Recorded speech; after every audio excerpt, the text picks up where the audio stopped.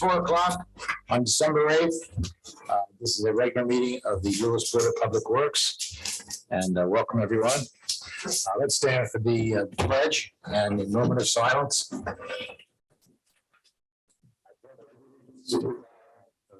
States of America and to the republic under indivisible.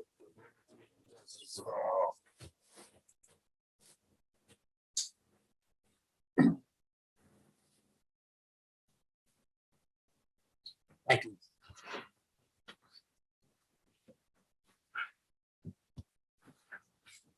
Our entire board is here. Council is here. General manager. Is Sharon coming today? No, she had to run home. She's on by Zoom though. She should be on by Zoom. So she's taking minutes by Zoom? She is. Okay. All right. We have the mayor. I didn't mean to shortcut you. No problem. Sorry. Yes. All right, revisions and/or deletions to the agenda. A couple corrections to the minutes, but they're not substantive changes. Okay. Just there's some phrases in there that don't make sense and some comments that I made. Okay. Do you want to give them to? I'll give them Sharon. Okay. All right. Thank you. Consent agenda. Do I have a motion on the consent agenda, or does anybody want to pull anything out? Okay. I move that we accept the consent agenda. All in favor? Aye. Second, sorry. Is that- It's been moved. It needs to be second. Yeah, be second. Yeah. It's tandem here. Yeah. Okay, item 5, receiving from our wastewater treatment plant report. Mike and Richard. Good afternoon, everybody. Good afternoon, Mike. Richard.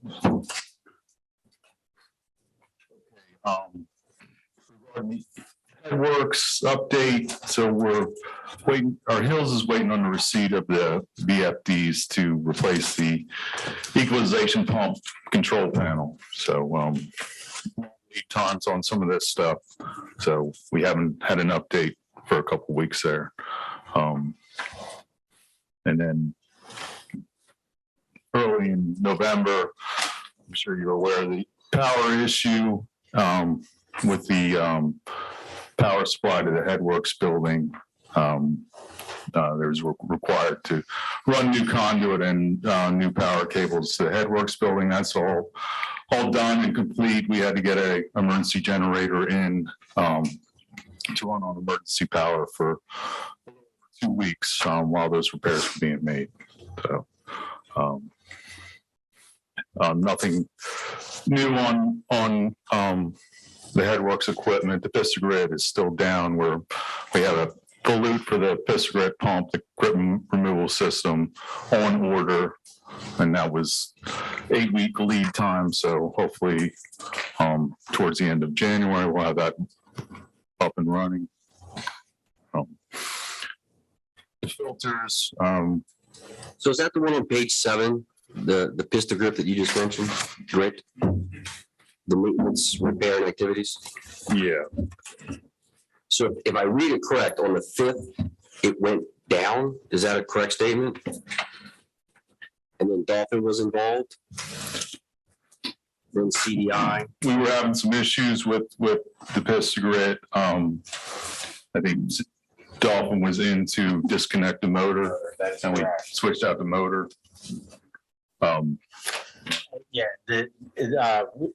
We had Dolphin come in, disconnect the motor.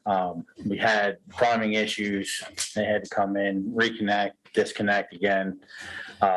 And after the second attempt of resolving the issues, we discovered underneath of the paint that there was a crack and significant wear to the volute, which required it to be replaced, and it was not repairable.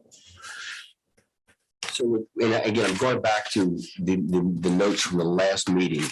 And one of the statements was that electrically, you guys cannot work on a certain amount of voltage from electricity perspective. What's that voltage? I'm just curious. Well, it's anything that requires you to connect or disconnect motors. It's not a specific voltage. It has to do with the regulations and being governed by the PSC. So It's another item we can change in the notes because it says it's a higher voltage.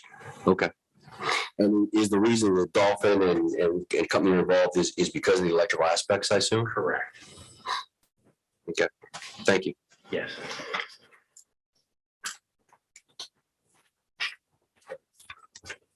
Moving on to the filters,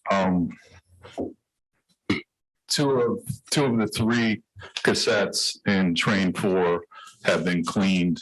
The third one is set to start being pulled and be cleaned next week. It was delayed by the issues with the headworks electrical. Our workforce was focused on the contractors that we're using, and our employees were focused on dealing with that issue. So can you give an assessment of what the condition of the two cassettes that you cleaned were? 42 CIs reports, they've been showing that TMPs have been running very well within the standards. So, Oh, yeah, I saw that. showing significant improvement as far as, a depletion of ragging from some of the work of the dewatering filter that we put in place. So those are starting to show signs of improvement as far as. Okay, that was the specific question I had was, so you're seeing less ragging on them this time. Correct. Still It's still an issue, yeah. but less than the other ones. Okay, thank you. Yeah, and we expect that with having the dewatering container and the temporary setup online, that has improved things. So we're hopeful that that's consistent with the rest of the trains. And the 5mm screen coming back online, so. Mhm. Pump stations, we continue to have issues keeping prime with pump 1 at PS4. We've done a bunch of work there. Still having issues where the external check valve's still leaking, and we're getting we're sourcing a price to replace that. So that's our last effort at getting it done. I don't know, Richard, you have anything more elaborate? We have recently found some pricing, and Austin is working on acquiring the parts for us. So, and as soon as we get them, we'll move forward with the installation to try and alleviate that as part of the problem. The parts were originally sourced in the quote from K&Z. And we have a contract, or we have an account with the company that is going, basically sourcing the product. So we were looking to see if we can get better pricing since we have an account with them. We leverage buying power with the county at all for something like that? I think the biggest issue now is being able to get them, and they're in stock. So you play with fire. I mean, the quote even says on there that it's good for a day. So we still have the bypass pump set up there. And it'll remain there until we have those issues worked out. In the air relief valve pump station 4? The air relief, it is due on Monday to be serviced by not Severn Train.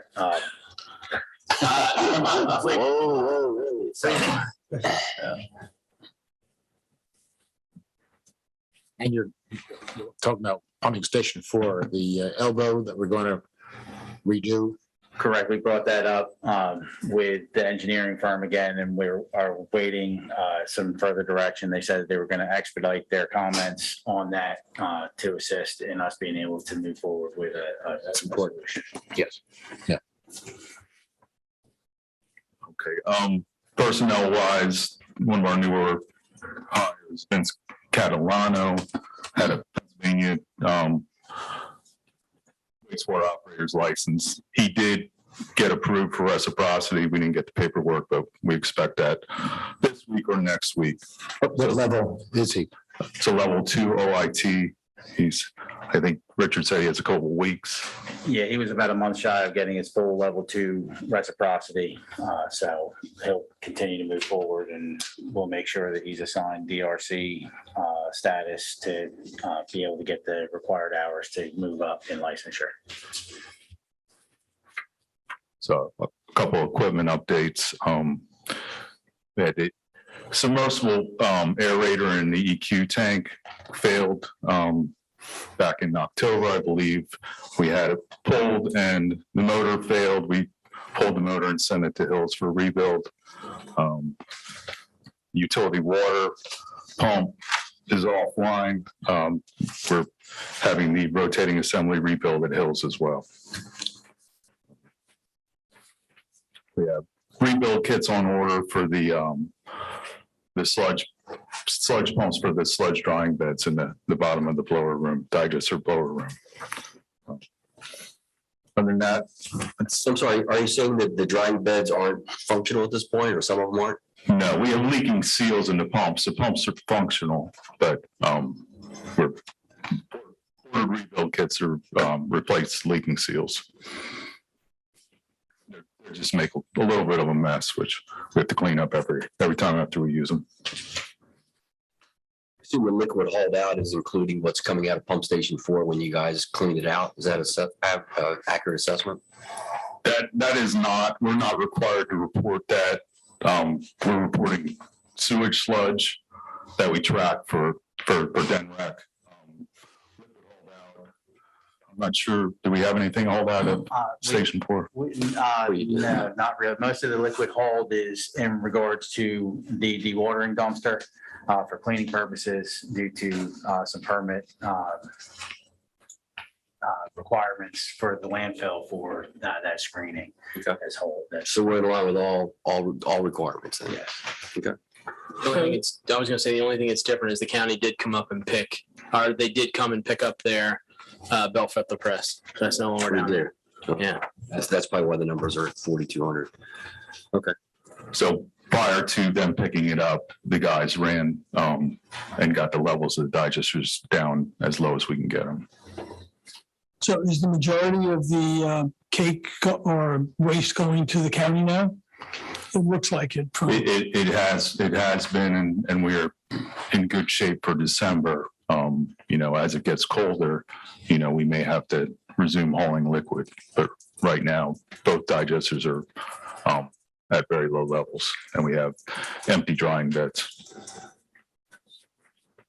What's the math on that, Austin, as far as the belt versus cake hauling? I thought the math was pretty reasonable to. It wouldn't be cake hauling, it would be sludge hauling. That's what I meant. Yeah, I mean, it won't take long. Besides that, you also have using the heated power washer to clean the drying beds to have them become more effective as well. You do the math on it, it's about a year's worth of sludge hauling to pay for it. We were running a belt filter press last year, and it wouldn't be cost effective. It was, about, I think $15,000 a month. There was, $5,000 mobilization, Yeah. and and $5,000 pickup. So. Anybody have any questions? Just looking at page 4, and I gotta say, because I say it too many times, the numbers of that plan are great. Look at where the operations are as far as the averages, mins and max. I mean, nitrogen can be 8%. We're averaging 3.16%. The load can be 100. We're at 14.8%.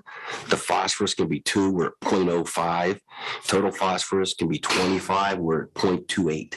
I mean, wastewater treatment plant efficiency, and I just got to keep saying it, is, all things aside, is just really stellar.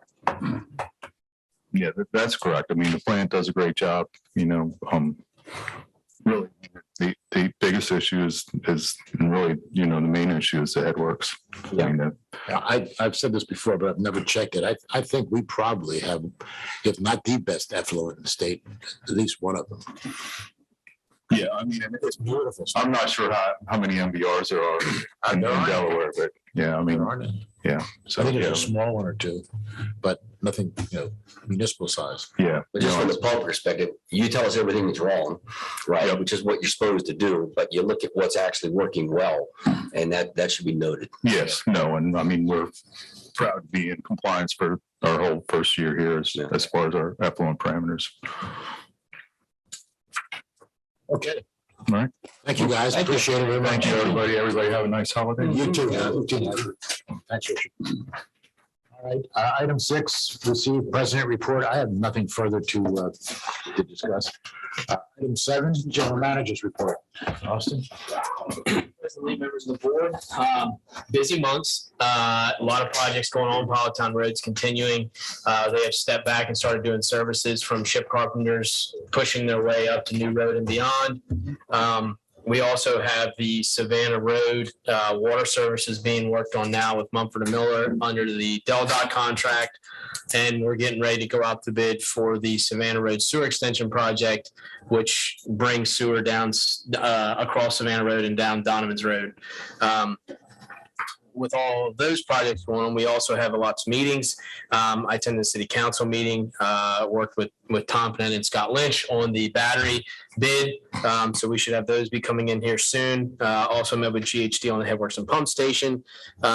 Recruiting still is going on for the assistant GM position. Also for the customer service position, we met with Paul Evalds on EV charging stations. Josh and Sharon have been working hard to get a new website up. It went live today. Had a little bit of technical difficulties on the link, but it looks very good. Can you bring it up, Josh, or is it shut down? It's up right now. A little bit of positivity. Long day, guys. Long day. This is out on Amazon. Yeah. Yeah. For what it's worth, I did log on when I was sitting here and it looks very nice. See? And you just gotta fix the links. And we do have the link for the website up. It is on the event page. Good. It jumped the gun. We weren't trying to press it to this meeting, but it is up and people are attending. So whenever you get a chance, peruse, take a look. It's a little bit different. It's a little bit more modern. Also, as part of last meeting, we talked about customer complaints. Really, as far as complaints go for the past month, most of it had to do with the Politown Road project. So we do door hangers and Russ calls almost everybody that would be affected. A lot of people are part-timers, so they'll come down on like a Friday or they'll come down on a Thursday. You'll put a door hanger on 3 days prior and the door hanger is no longer there. So really it's just, letting us know. So I'm trying to find a better way of communicating. So other than that, complaint wise, that was about it. I think you should change this portion of your presentation for comments because we get a lot of positive comments. We do. Yeah. So rather than just saying complaints, these are customer comments. Yeah. Yep. It'd be great that we could like track that over time Yeah. and actually have it in there. Never mind. One step ahead. Yeah. And I just got a big bill, a lot of numbers on it. The other thing that I wanted to do during the GM report is actually give Josh the ability to update everybody on IT because he's kind of the person on the back end doing a lot of work. Josh, do you have anything? You missed one thing, the PFOS results. Yes. So DENREC reached out to us about doing some PFOAs and PFAS testing down at the well field. Those test results were done. Very well below the average. I mean, there is a detect, but I think it's 70. The EPA standard is 70, and I don't want to butcher this. So we're down like 3. It's like it's minuscule. So just as a pun out there to tell you that our water is very safe, it's very good. So continue to buy it. We're gonna put out a news release about it. Yeah, we're working on that too. It's on the list. Josh, I'm sorry. Thank you. I will say that I'm going to give credit where credit's due. Sharon headed up led the website, so I wanted to give a lot of accolades to her. It does look good. We were working out the bugs. I helped her with a lot of the back end technical, but she led the website as far as the overall look and feel. So certainly want to give her, kudos to that. As an IT report, in short, the first thing that I have is we're going to be updating our gas boy fuel system. And now this is like, it kind of dabbles into the IT, because the IT we're going to be able to push a lot of the reports and everything to the cloud, because we do a lot of the fueling with the fire department, and we want to be able to give them the ability to pull reports, etc. But the system that we have right now is so archaic. I think the computers were built before me.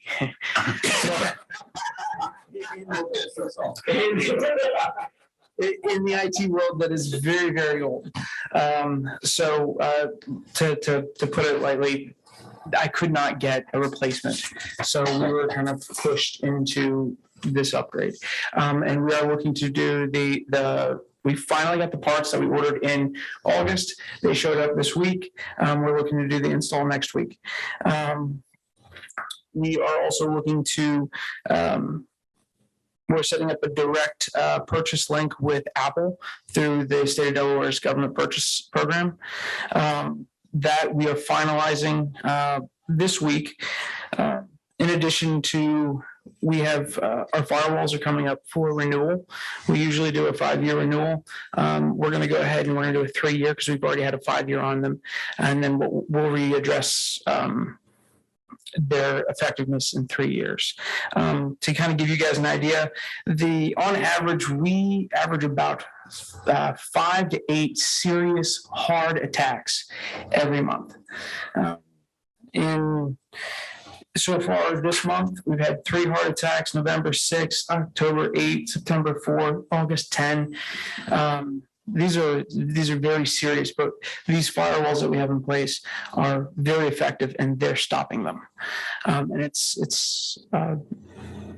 they're all different types of attacks, but they're very serious, and these firewalls are very, very needed. So that's why updating them and renewing the licenses is paramount to our network security. From an insurance perspective, are we where we need to be, do you think? Or Yeah, we had to do a lot of stuff to still hold cybersecurity insurance. Mhm. That part of insurance has gotten crazy. So you have to have 2-factor authentication. You have to have a lot of systems in place to actually hold that insurance policy. So Josh has been handling that since the beginning. Yes. great. There's a balance between your multi-factor authentication and having people throw stuff at you as you walk by their office. So I think we're doing a pretty good song and dance on this, where we're not driving everyone crazy. At the same time, we're still at a very acceptable level of security. Moving on, a little bit about my job that a lot of people don't know is I also handle the GIS and the mapping. And with that, we are moving forward. I'm just now starting to get a lot of the plans for the Harbor Point development, the as-built, et cetera, and we're trying to put all of that together so that way we can finalize that for our water and electric departments, and anyone else that does any kind of inquiries. With the website, we're also going to revisit the .gov. I remember, Preston, I presented something to you before. In short, we were right at that cusp of that transition from the state of Delaware hosting it to Incline hosting it. And because of that, it was going to create a problem. So I opted to hold off the application. So I'll be presenting that again. So that way we can continue on it to get our .gov. And then lastly, this is kind of a very entry level phase. We're working on offering the ability for our customers to text our primary number. It's just one additional convenience factor that we are offering people. We have over 800 downloads on the actual app, the Lewes BPW app, since inception. And I think that the being mobile friendly is certainly important factor for a lot of our customers. And I think we should continue to offer these services. And I'm working with Sharon on that. Who gets the text in the office? As of now, it's going to a test phase, a test group. But ultimately, it will go to all the CSRs that Chris and Austin choose. It's very unique. It's not unique. It's a lot of people use it. The nice thing is that everyone within the group can see.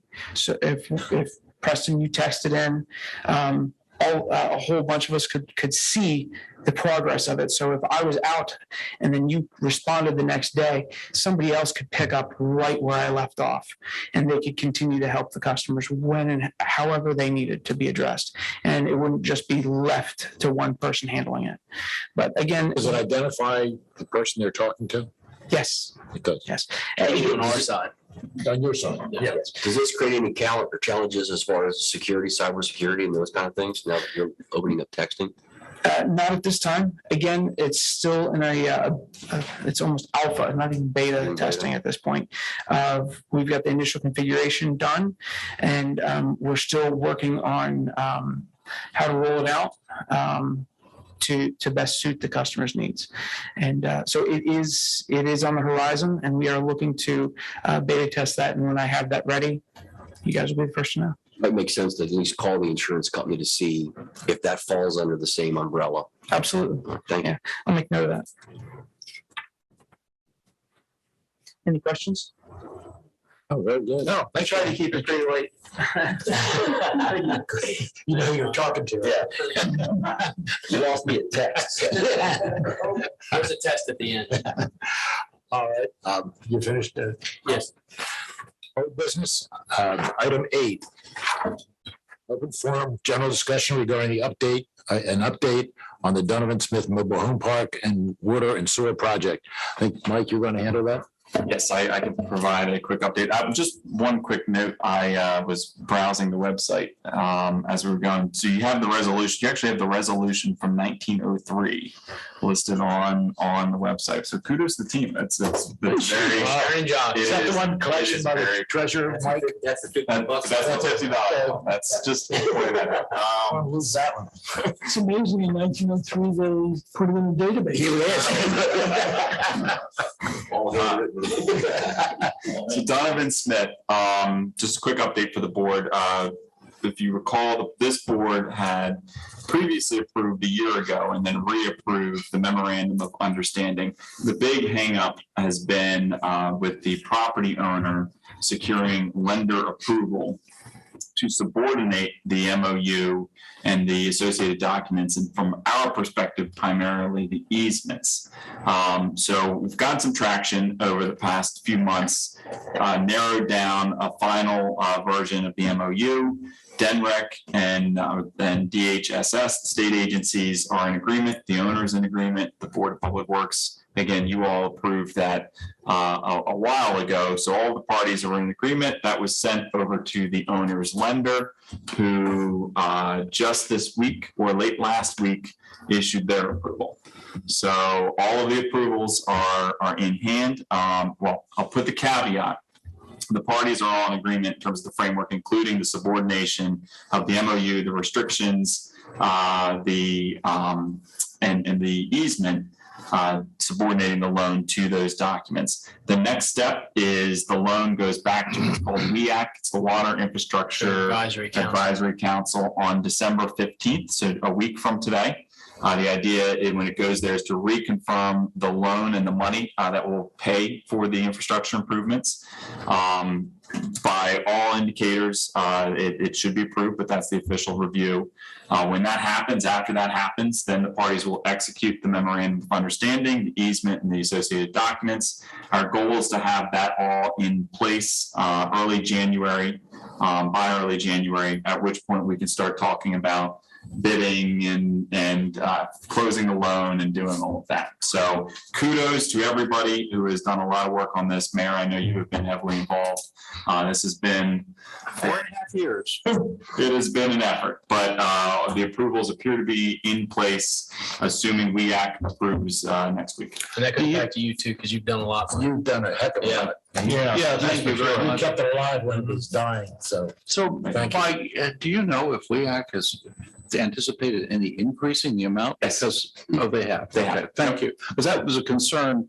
I mean, these numbers are almost 2 years old. Yep. And I'm sure with what's happened in the construction industry, those numbers have escalated. So I just want to make sure that we're not getting this amount when we really need that amount. 100%. It's a great question. Yes, we asked Charlie and Vince to run through the numbers, confirm that has been provided to the state, and that's what we asked. Terrific. Thank you. Great news. That is wonderful news. 9, open forum, general discussion. Well, actually, so sorry, one other thing, and this just happened this week. So, and it pertains to the pre-annexation agreement. So the one change, and Glenn had sent me an email on this. The MOU is drafted to require a pre-annexation agreement before it's effective. My understanding is annexation is in progress, so there's no longer a need for a pre-annexation agreement. So that's a change that we are going to finalize. But just as it's more of a, That should be more of an editorial thing. that's right. It's just a procedural clarification, but I want to make sure everybody's aware. So the citizens still have to vote on it then to make it happen? Mhm. And it's done? Okay. All right. Item 9, open forum, general discussion of an update on the Lewes BPW policies. Tom, who's going to handle that? Or it's Mike? Well, Mike, maybe. Sure. So I will provide an update on that. Obviously, there have been a series of workshops. Following the workshop, the ball is back in my lap. The next step is to compile a document to present to the board for the board to review. What that document will be is taking all the feedback and the information, refining policies, updating policies, removing policies into a single omnibus document. My goal is to have that document drafted so it is in the board's hands by the January meeting. Now, once you have that document, then the ball goes back to your court to decide whether you want to pull anything out, what revisions you want to make, and whatnot. But the goal is to get that to you by that meeting. Like the fact that when you looked at the finance committee and also the mitigation committee, it was the same kind of framework, same structure, same people kind of thing. Yeah. I thought that was helpful. And that is important. So we do have a couple resolutions per the board's request. The mitigation committee, you all asked us to get that ready. So we do have that resolution ready for discussion today. And we did try to track that framework. But the rest of the policies we're targeting for January. Okay. Thanks again. We're into new business. Open forum, general discussion on disbursement of the Green Energy Fund to Lewes PPW applicants. Mr. President, I'm going to recuse myself. So, Okay. Thank you. bye. Don't see you. Don't see you guys.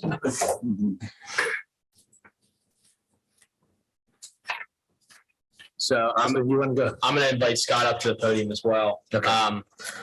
So this was discussed for a very long time, but essentially it was a green energy program in which certain projects throughout, and I believe it was when Ken was here?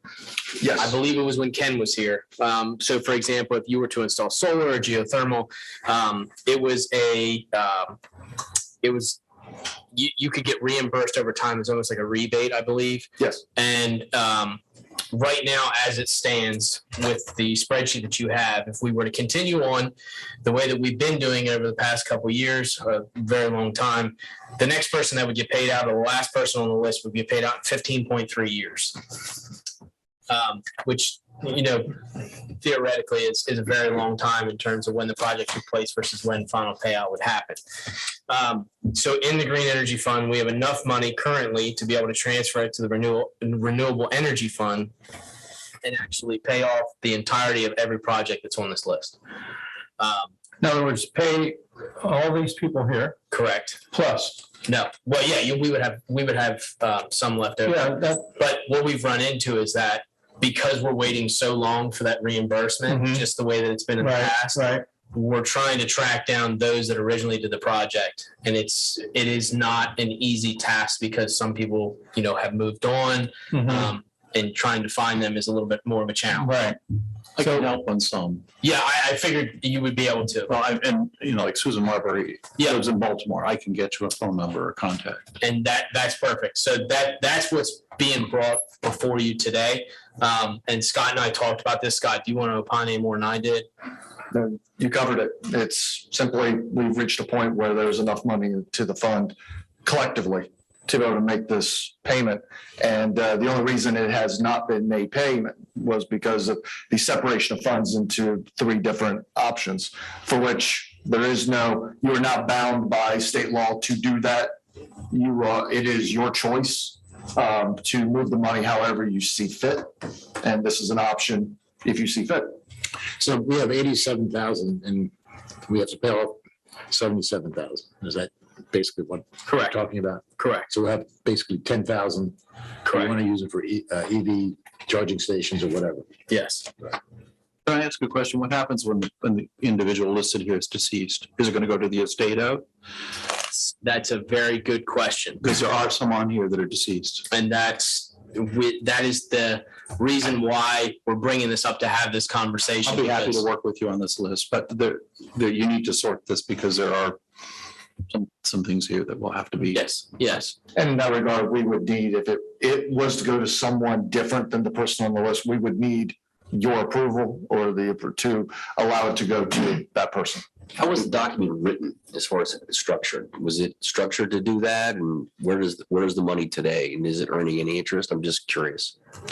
What you're referring to, which document? Well, I assume that everybody had to sign a document that got involved in this program. Yes, we have their applications. And what are the requirements within that document on what we need to do as far as if somebody passes or we can't find somebody? Is that stipulated in the document as well? To be honest, it wasn't contemplated. Okay. Originally, this was a program that was modeled after the state of Delaware's for Delmarva Power customers. That program did not contemplate that because they were essentially paying for projects almost a week to 4 weeks after the project was completed. I managed that program originally for the state as well. So these projects, the very last customer that's on this list was when I came to DMAC, I made the recommendation that we don't allow the queue to go any longer because of some of the very points you just brought up. Are these projects, these programs still in existence? I do not have a record of that. Most of these are on. Not the projects themselves, the 22 that are listed here, but the funds, the Renewable Energy Fund, the energy efficiency. Yes, those funds, they currently exist. Everything is in one account at DMEC. I track the monthly contributions, the separation into all to the 3 accounts, and they exist right now. It's just a matter of there is about $3,000 in the renewable bucket per se, and a lot additional greater funds into the others. They could be used at any time. So this is just an option for you to use right now to move funds from the buckets that are not being used right now to a source that could use them. But those buckets still exist and are being refilled? Yes, that is correct. Slowly or quickly? That is correct. It is your choice as the council board to say, we've done it this way for so long. We don't want to do it that way anymore. We want to just have one account that everything goes into. The other communities that are a part of DMEC just have one account that everything goes in, and they just choose to use the funds for any of these purposes out of one main account. So we're doing, the motion should do away with these accounts and just say, pay them off. Well, the first question was, would you approve the transfer of the funds from these other accounts into the renewable account? Because DMEC, we can't do that without your permission. Would you choose to make that transition so we could make the payments? Second to it, and I did not bring recommendation today about whether or not you should do away with them or not. That is your choice. Well, would it make sense to agree to do this if we plan to do that and just dump it all in like the renewable energy fund and do away at the other two accounts? And just to give a Because little, that's working in other areas of the state. we can use that with EV charging stations then. we used it when all the Cobra Head streetlights were changed out. It was pulled from this fund. Can we do that tonight? What? Make a motion to do it? Yeah, that's. Yeah. That's all right. That's what we're The discussing. only direction that DMEC needs is if you could have our board member be empowered to inform me as to the direction you would like to take. Okay. This program was not taking any new customers, correct? Currently, no. Okay. You could then, if, again, once all of this queue would be done, you could elect to say, we will allow new customers to be in the program. You could take the route that DMEC has recommended out in the other communities that for a greater community benefit, such as changing out streetlights, that you would exclusively use these funds for community-wide benefits. Something like improvements at the library, at the firehouse, at municipal hall, things that would benefit everyone in the community instead of just one individual person. That's a recommendation that we've made to the other communities, and all of them have taken that recommendation. Newark is the only community right now that still has a renewable program that they are offering to individual customers. Scott, these are in order, right? From when they would be reimbursed? That's correct. So the last person that's on this list, do you know when they had their installation done? Yes. When was it? I'm just curious. 2012. So 2012 at 15 years to then. So you're talking Yeah. 25 years. The very next person who would be on the list was completed in 2008. So far, 4 grants over the course of the entire program is all that's ever been paid out. I think you pay it out. Yeah. I'm with it. I agree. If you could help us find people, all the better. Yeah, you can, most of these people are pretty easy to find. Yeah. They're no longer in the city, or they're deceased, and we'd have to find their heirs. Do you want to make a motion to that effect? I make a motion to pay this off. And consolidate the accounts and everything. Yeah, consolidated accounts as necessary. And to authorize which board person. Well, I think It's we authorize sitting on the the manager. Okay, great. Okay. Second. Favor? Aye. Opposed? Thank you, Scott. Thank you. Thank you, Scott. Thanks. Have a good holiday Yeah. season, everyone. Thank I'll you. catch up with you tomorrow, Scott. You can send Tom back in. Yeah.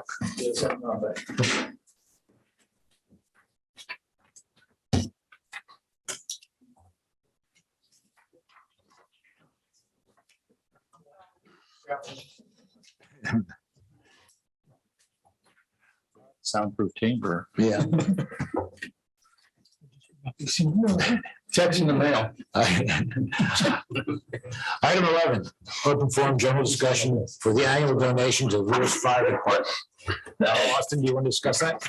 Yes. So historically, we've always given a donation to the fire department. It is the one and only donation that we make for Public Works.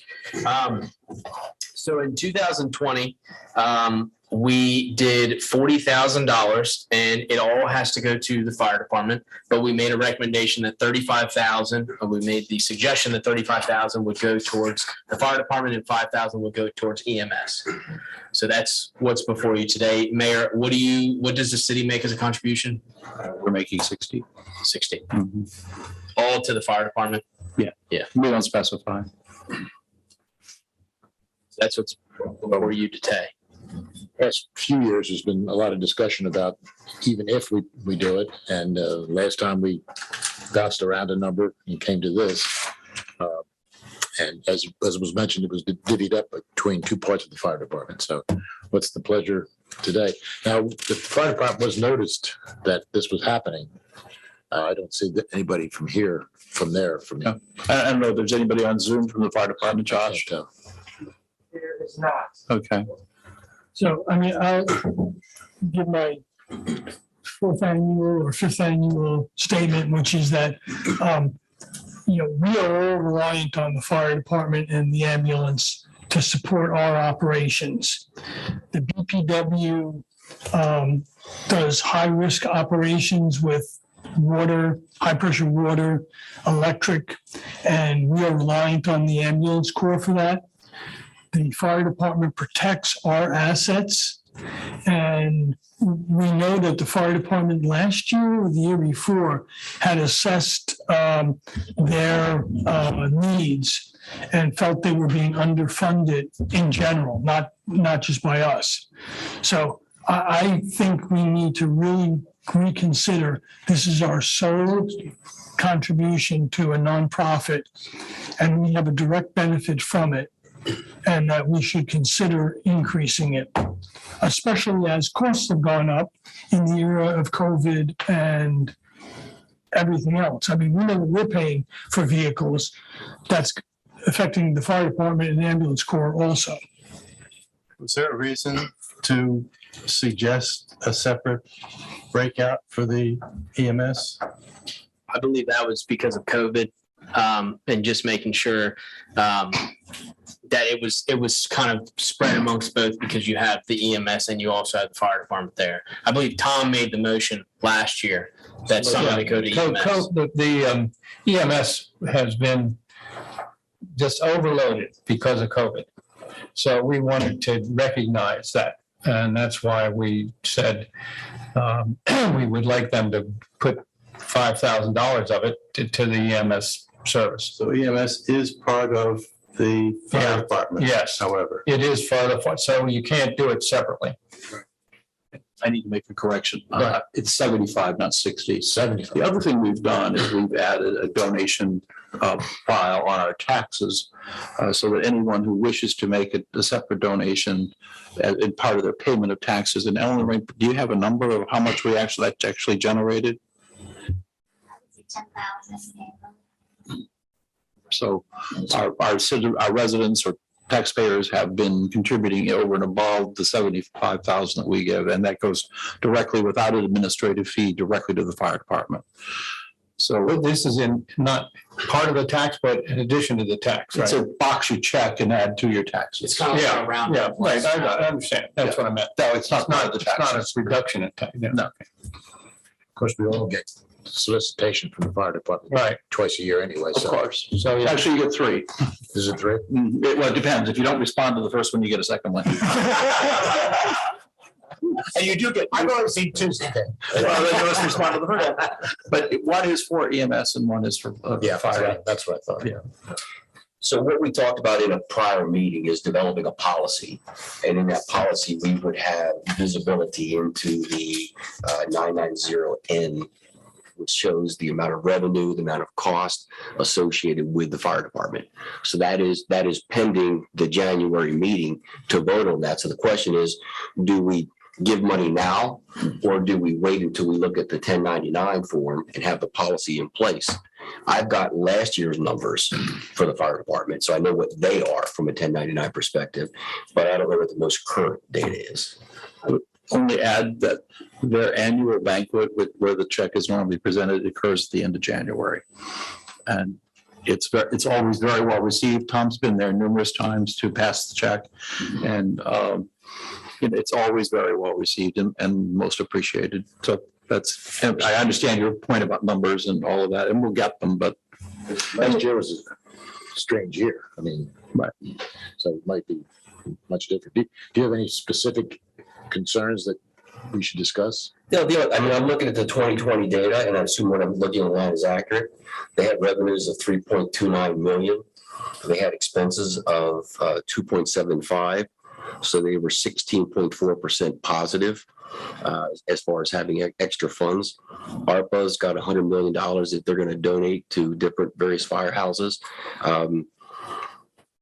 That's why I want to look at the data, because I think the data may say we need to give more. The data may say we need to give less. I don't know the answer, but I was just trying to look at the facts associated with it. So what you see registered is the fire department, and there's no breakout of whatever they may have siphoned to the EMS. Is that? It just shows up as fire department. It didn't break it out. So I don't know the answer to that question. Department is particularly, ours in Rehoboth is particularly hard hit because of the way the county disperses the money right now. And it's under review. But the county, the contribution that they make to the fire departments is equal across the state, across the county. And Lewes and Rehoboth's fire departments are the two most busy.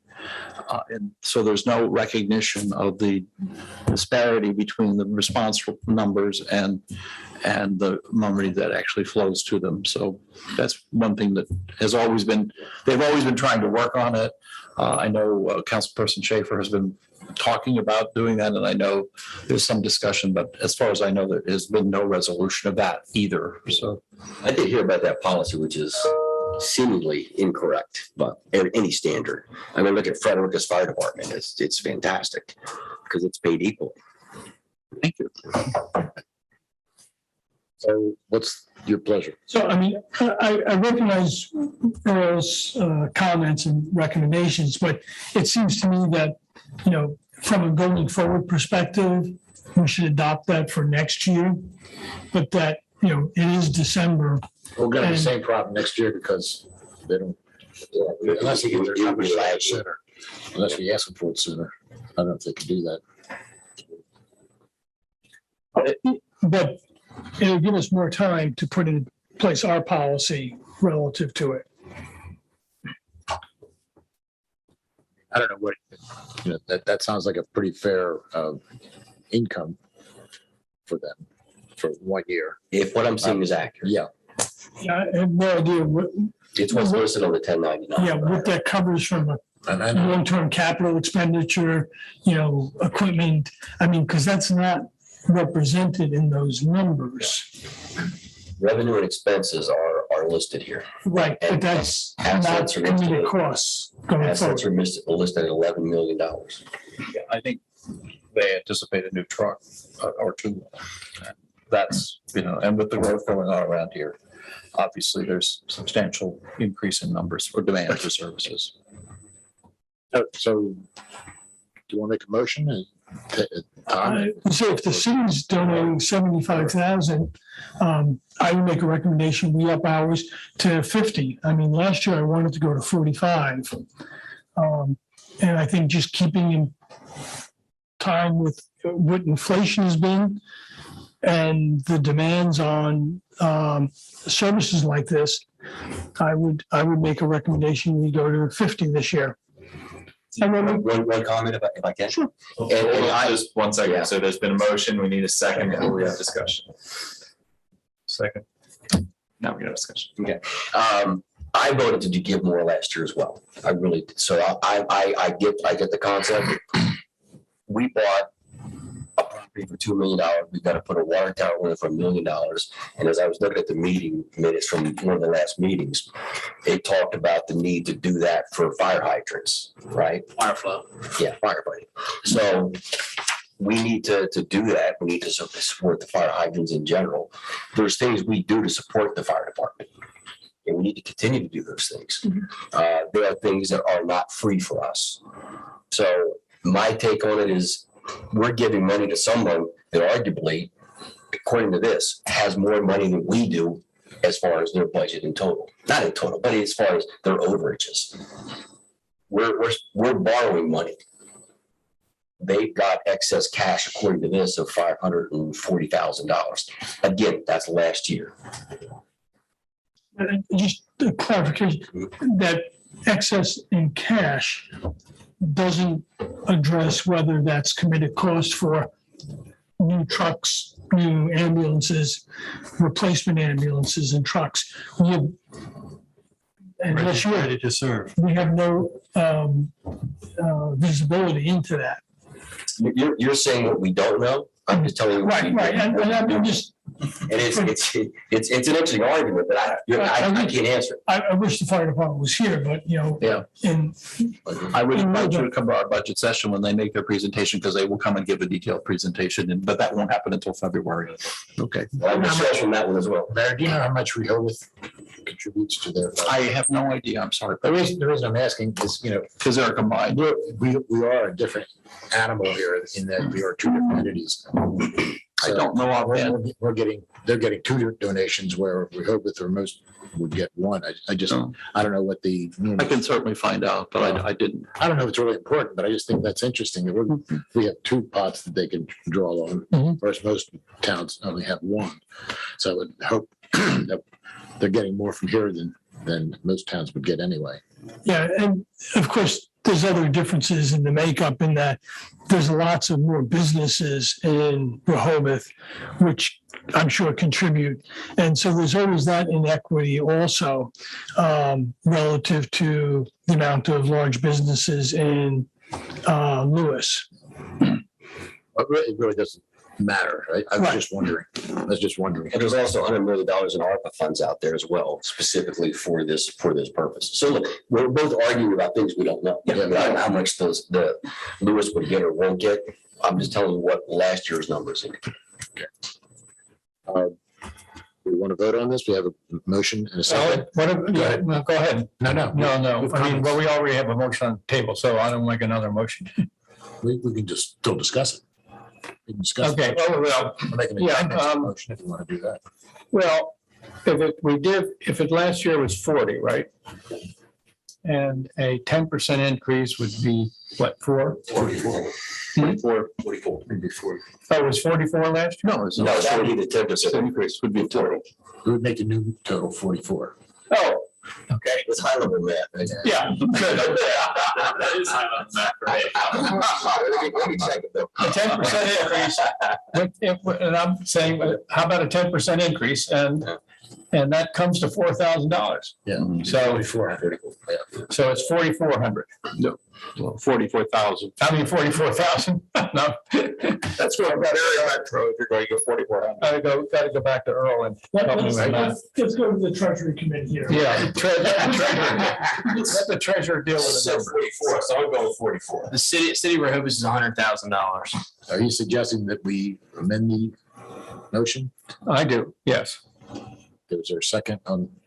Well, you have a motion on the table, you have a second. Vote on that. This type of amendment is a new motion, and so what I would recommend is to vote on the motion and then make a second motion.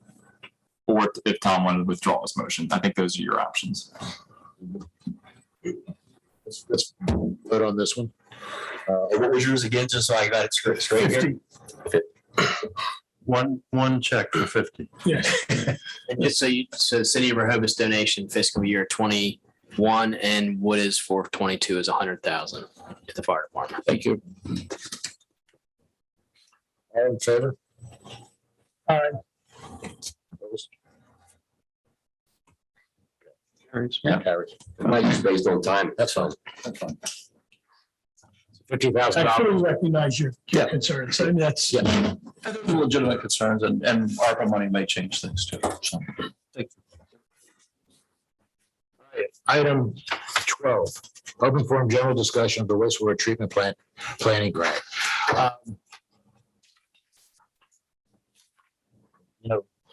I guess it's first started with the conversation that the mayor and Khalil and I had with Representative Carper's office. I'm Kane. And that we were on that conversation, hoping to get funding out of the federal money to do a study of the treatment plant's future and what's the best option going forward. There's been a lot of pressure to move the treatment plant. I don't think that's necessarily indicated at this point. But I think it does make sense if we can get some grant money to study what we can do to maybe harden the existing plant and or move the plant if that proves to be the best deal. So Kirill followed up with that and set up a meeting with Senator Lopez and Representative Schmidt, but Representative Schmidt didn't make it. And but Ernie was all for trying to support that with DEMREC since we were directed by Carper's office that it had to come through the state if we were going to get funding. So we met with Ernie and he was all for backing this.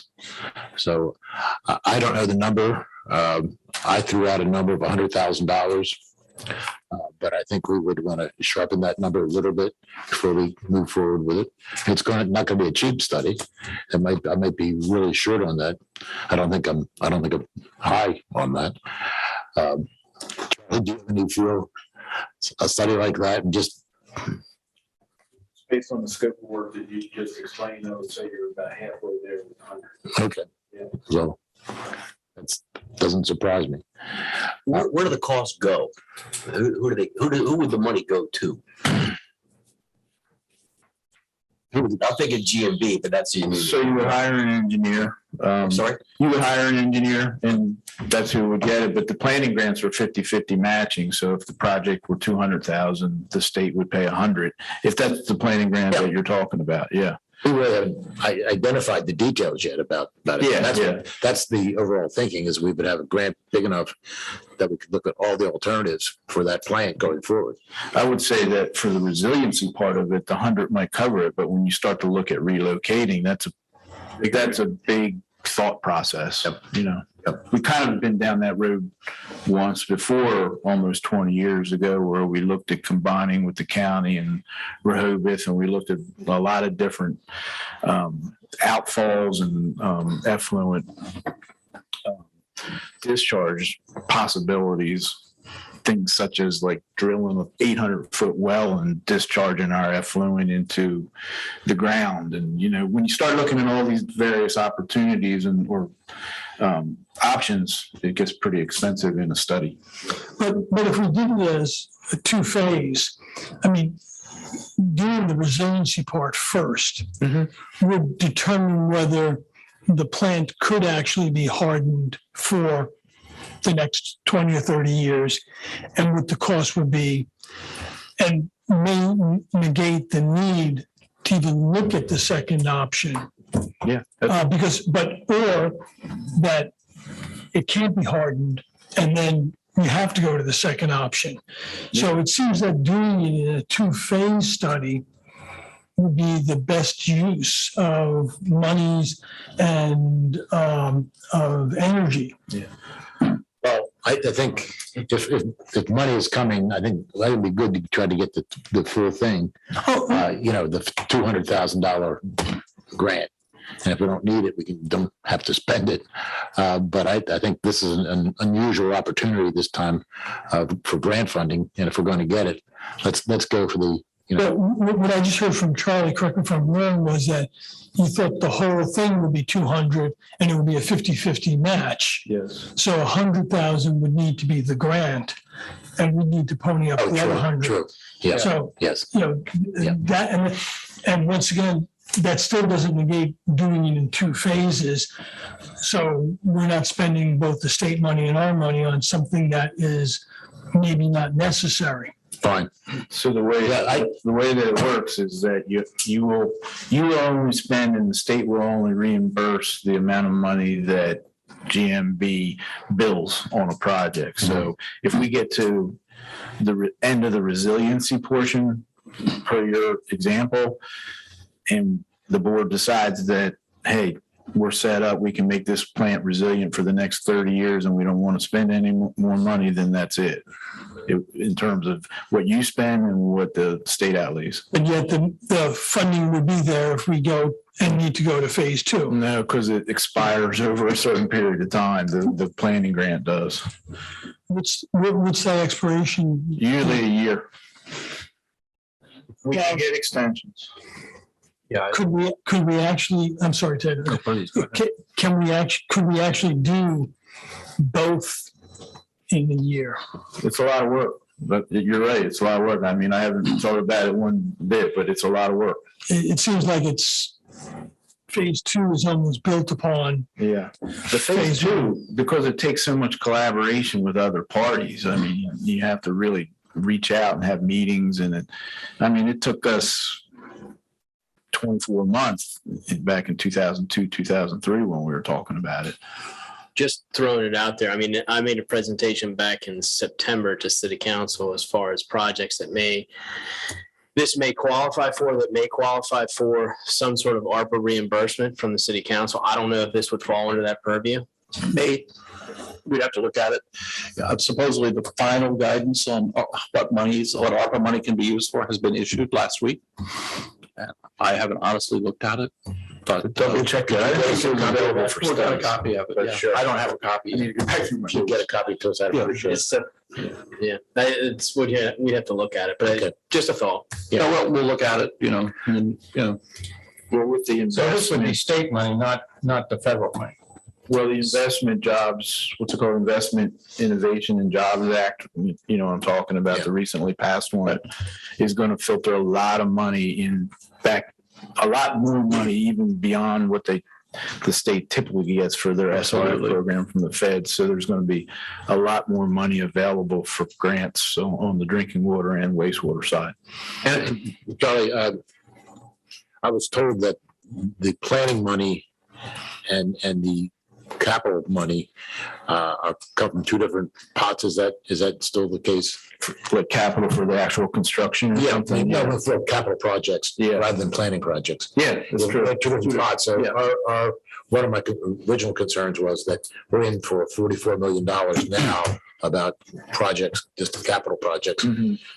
And if we went after another 100,000, that might go against us one way or another.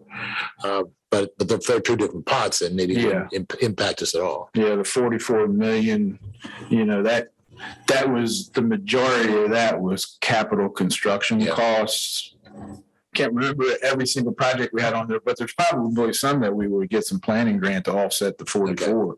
But yeah, it's separate pots, although just FYI, they've intermingled the two. They have a thing called Planning Advance, which is basically the same thing. You're getting a grant for all the preliminary study and design, but it actually forces the board's hand if you were to get a planning advance to go through with the construction of the project, and you wouldn't see the grant money until you get through the construction project. So they've got that available, but they've also got the planning grants, which are just straight grants for We're planning. utilizing the planning grant currently for the water study to kind of prioritize all the water projects throughout town. Yeah, we've done those for so many projects over the years. Yeah. So the mitigation committee, Tom, that you're on with the city, is that funded in any way? just strictly by the city, unless we get money through a Denrick grant. And this may not be public. How much money are we talking to do what you have done? Only we would do it for the wastewater treatment plant. We haven't done any study specifically recently. But there's models that Scott has from the University of Delaware that kind of, you could pick the one and most people pick the middle. And then it gives you an idea of what that would mean over time. We can look at storm surge and say, what's the likelihood of that 9.5 foot being breached? I mean, those things like that sounds like things that designated smart people in town can do. And there's a lot of designated smart people in town. Is that a proper, that's how I saw this thing starting. If we get money, great. But it seems to me that there's enough people that have done enough work already that we can draw conclusions based on some models that have already possibly even been built. Now, when it gets to the mitigation, which I think is going to be the likely answer, not movement, that's a whole different. Now you got engineers and other smart people involved in it that you would pay for.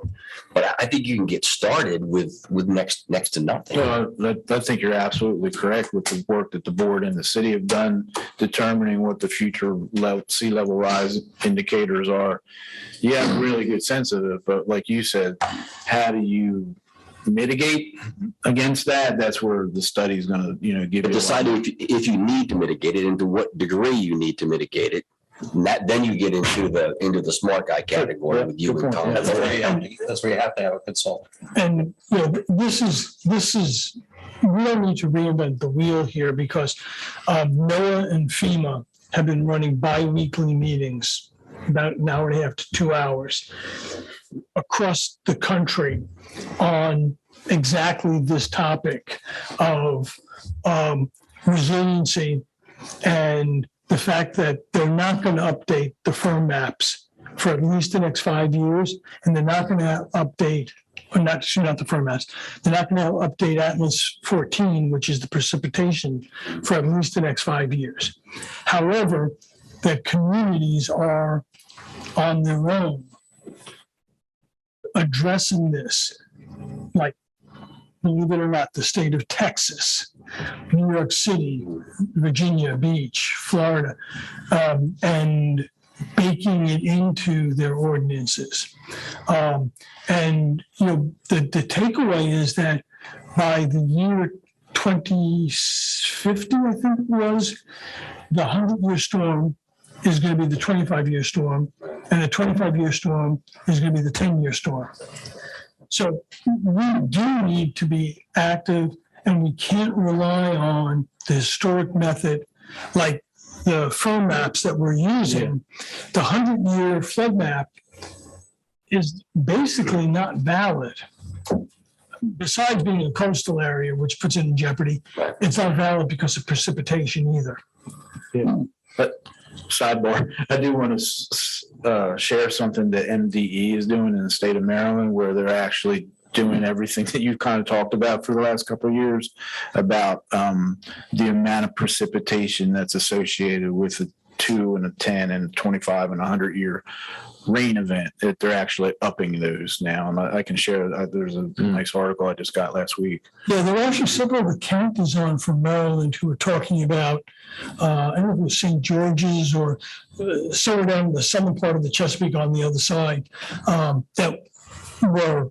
St. Mary's County, yeah, okay. Well, I don't know what your plan is. Yeah. Well, this, I'd be willing to work with Austin to put Okay. together a scope of work. this motion is just to see if we want to contact Benrec and put an idea out there for that planning. I think we should leave it open for overall rather than just what can we do at the plant. I think for a couple of reasons, because I think there's a lot of pressure to look at moving the plant. And I think if we don't do that, it will be criticized throughout the whole process. I think we got to keep it in there so that we do answer that question as definitively as we can. Obviously, there's some people that won't believe whatever we come up with, but they can't help that. So I think if we could just get an approval to apply for the grant, and I guess 100,000 might be close to the number. We could say 125, 150, but that's in the range. But before you ask, call for a vote, I don't disagree with anything you just said. But isn't there things that we can do right now? Why would we wait?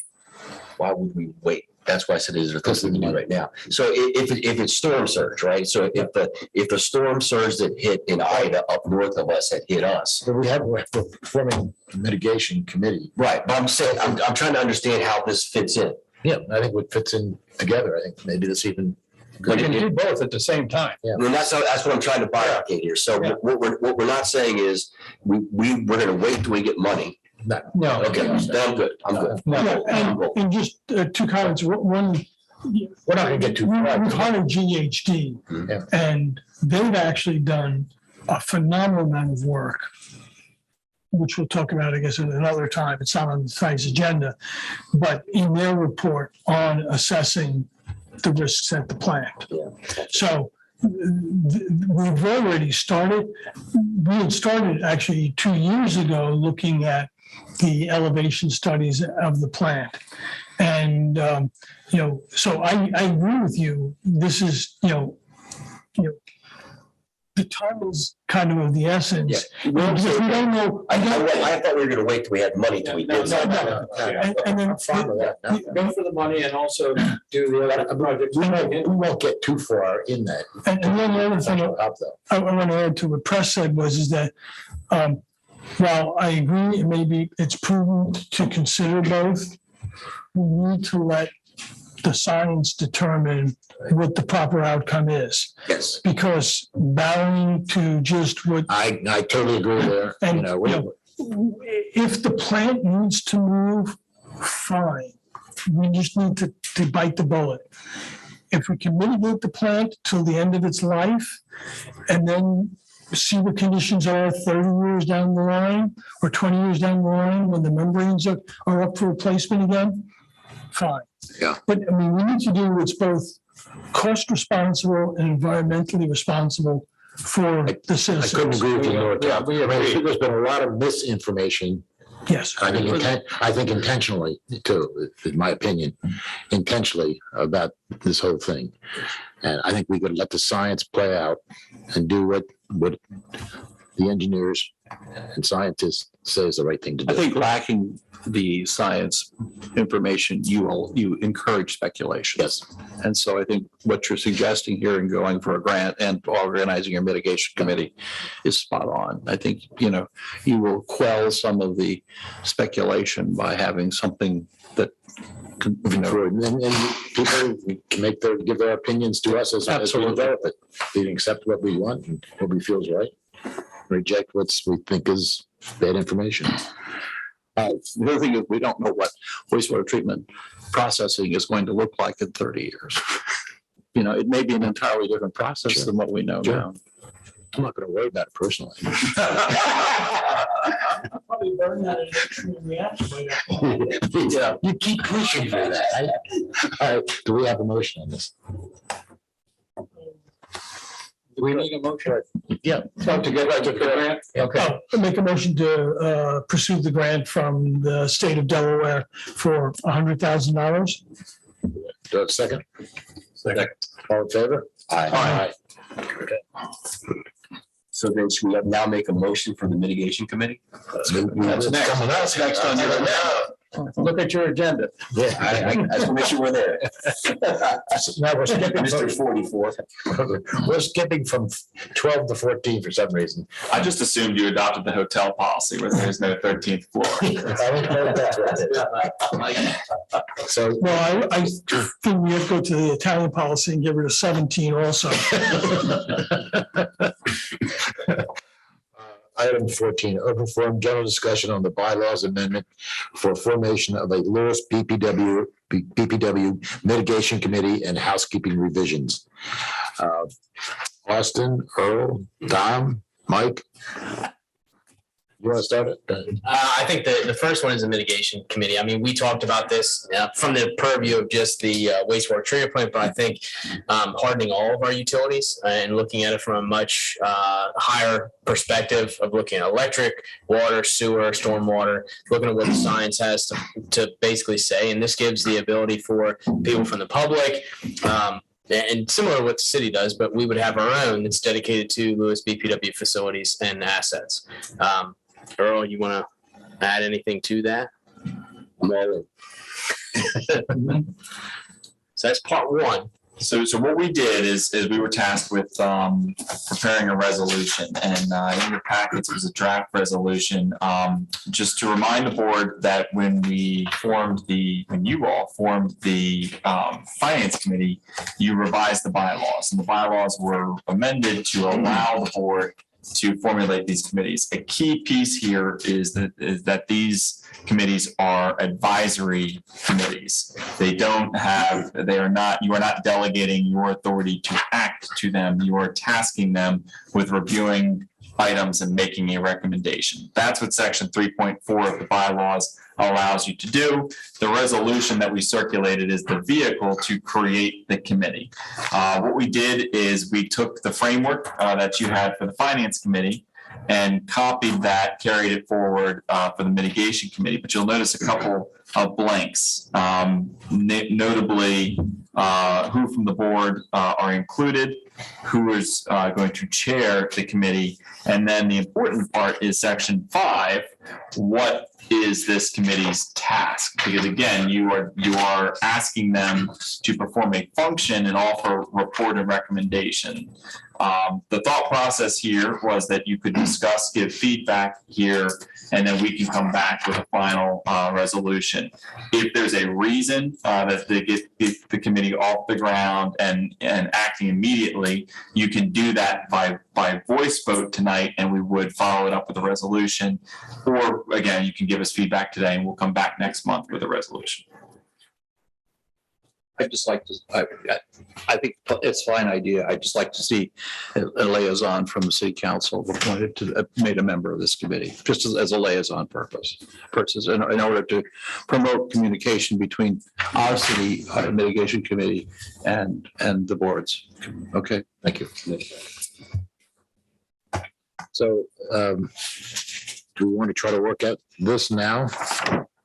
And, or have it ready for the January would this be the time that we could together discuss all these?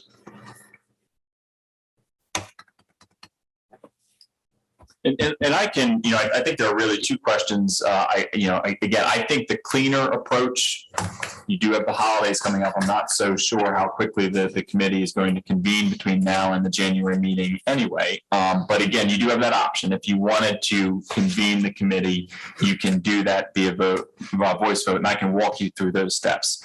Alternatively, in the recommendation, if you have time permits, is I have some questions for the board. We can discuss them here tonight. I can incorporate those into a resolution that the board would vote on next month.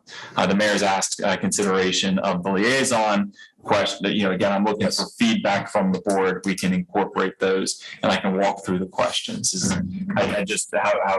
the board's preference in terms of proceeding? I think we should have some discussion on who's going to be on the thing. Some of these things. I think it answers Mike's question. My suggestion is that we give feedback to Mike, and then we bring it back to the board in January, because let's be frank, it's the first week in December. Nothing is going to happen between now and New Year's. But I think we should discuss, but this is an opportunity to discuss it. Yeah, absolutely. Everybody here. So you want to tackle who's going to be on the board, on the commission? Talk about it. Well, does Mike have specific questions you want to ask first? That's actually my first question. How many board members are going to be on it? Right. Are we envisioning this to be, have a quorum on there? The recommendation is 2. Actually, we can't have a. We could, you have to have all public. It's essentially the same, you're having the same thing as a board meeting. Yeah. You have all of you on. So to be clear on that, the bylaws make this clear. It's 4 still qualifies. So the committee still gonna have to publicly notice its meetings and have public discussions and the like, and you're making the recommendation. You can't act, so you can't discuss the board business and take an action. But you could have a quorum of the board on the committee. It just has to be publicly noticed, which you have to be publicly noticed anyway. I think on the finance committee, the treasurer and assistant treasurer were the co-chairs. We have at least 7 members, no more than 9. And then we had 4 of whom shall include the treasurer and the acting treasurer. And then you designated the specific, and I don't remember, I apologize, who the other designees were. So what's the benefit of having co-chairs versus a chair and someone to step up? My assumption, and again, I think we based on Earl's recommendation is what we formed the finance committee on. My assumption was just that out of deference to how you structure your financial review, you have a treasurer and an assistant treasurer. So they became co-chairs. I don't know if Earl, you had any. That was my principle as well. Right. One can't show up, the other one. Right. Yeah, but the assistant treasurer acts when the treasurer is unavailable. And that's not co-chairs. Co-chairs is you're a Republican and a Democrat, and nothing happens without. Well, that's why you and I should be on it. Yeah. Not that I'm a Republican, but you and I have a lot of great debates, and we usually have a better answer. No, I'm just wondering why the term co-chairs versus chairs. Here's what I would say. So from a structural standpoint, it is cleaner if you have one chair. Right. What the framework in the finance committee does, what a co-chair scenario does, is it does require the co-chairs to discuss and talk and make recommendations in terms of membership and whatnot. What it also invites is the potential for a deadlock, which is why, from a structural standpoint, the better approach is to have a chair, but it is the will of the board.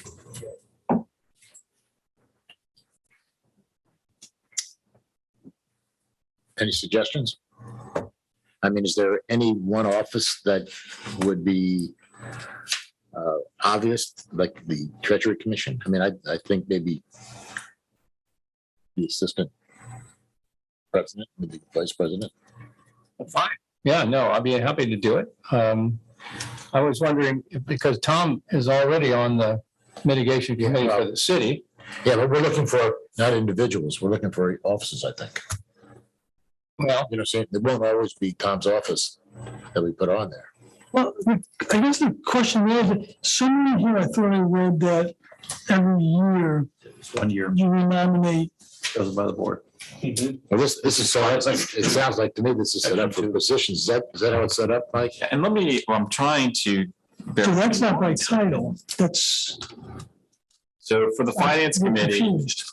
the way that it was structured is at least 7 members, no more than 9 members, 4 of whom shall include the acting treasurer, the assistant treasurer, the financial manager, and the general manager of the board.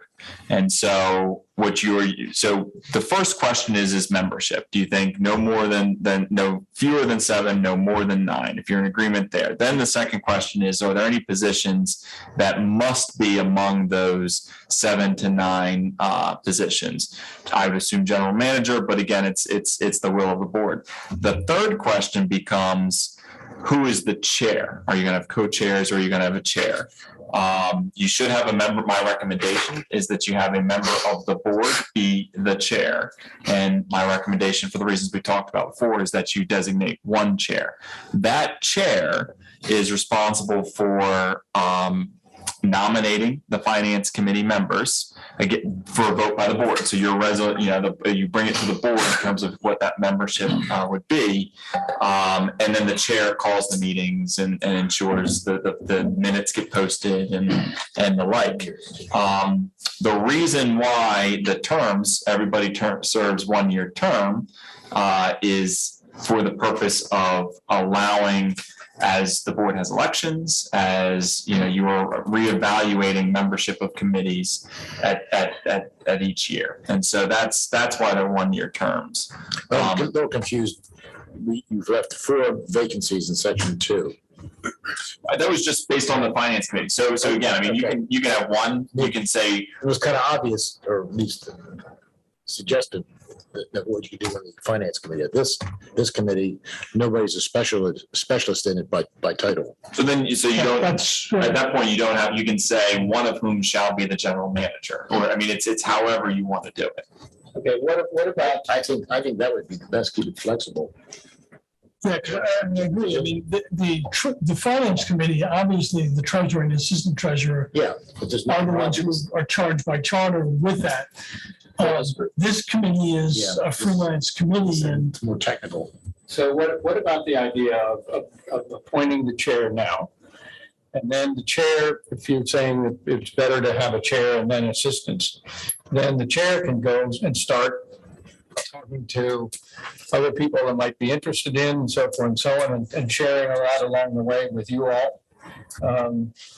So my recommendation in this is, because again, this resolution is the vehicle. So this resolution is forming the committee. So you can do a number of things. You can say the chair shall be a board member selected from among the board on April 1 or whatever that the date you look at the terms. You can also say, like you did with the finance committee, the vice chair shall be the chairman. I mean, however you want to structurally set it up. Think structurally here, not individual. right. So, and that goes back to, I think what you just said, as opposed to the finance committee where it's by title. Correct. Yeah. This will be by name. Right. Because if you're doing it every year, regardless of elections and everything else, it's by the person, not the position. I think you need to think about when your anniversary is. First of all, I think 1 year is too short. You want this committee to have a certain amount of stability once it gets working. So I would say that staggered terms would not be a bad idea. and we appoint on our committees that are standing committees, we appoint 3-year term, but when we set them up, they stagger with 1, 2, and 3-year terms so that you have a rolling opportunity for replacement as it goes along. The other thing is an April 1 start date doesn't coincide with any election. So so it should be June if you're going to try and do it, recognizing that election might change some of the titles here. So I think those are things you need to think about. I really feel very strongly that a mitigation team with only 1 year of service is never going to get invested in your mitigation team's effort. Good point. And I'll chime. I have no pride of authorship. I know. Again. What you did was you lifted the finance committee. I get what you're doing, but I do think there's some merit in having a longer term there. I agree with the mayor. I think both of us. I do too. So are you thinking that we should just vote and to have the committee with these Should we just take that out? standards in it, and then in January, decide who's going to be on it? Well, let me do this. So from the discussion that I'm here, again, the next step is I'm going to take this discussion and this feedback and then prepare a resolution that the board would review during the January meeting. And so what I'm hearing is to incorporate a position for a liaison between the city and the board. Make clear that instead of 4 of whom shall include, 1 of whom shall be the general manager. Set terms, 3-year terms staggered. Set that the chair shall be a member of the board selected by the board during the meeting in June, and set June as the anniversary date. That's the feedback I'm getting. Yeah, that's good. So that just sets up the framework, and then we'll deal with it later. So we'll Okay. move that on to January. You'll redo this. The only other thing, the other question I had was section 5. So keep in mind, this is the task. So this resolution can be amended. You can assign new tasks, but the resolution is going to identify what the mitigation committee is supposed to do. And so you don't have to decide that today. You can send that to me, but what's their charge? Okay. Basically, section 5 is a charge. Right. So we can all think about that and suggest for the The next. charge for this committee, you mean? Right. So what is the committee supposed to issue recommendations on?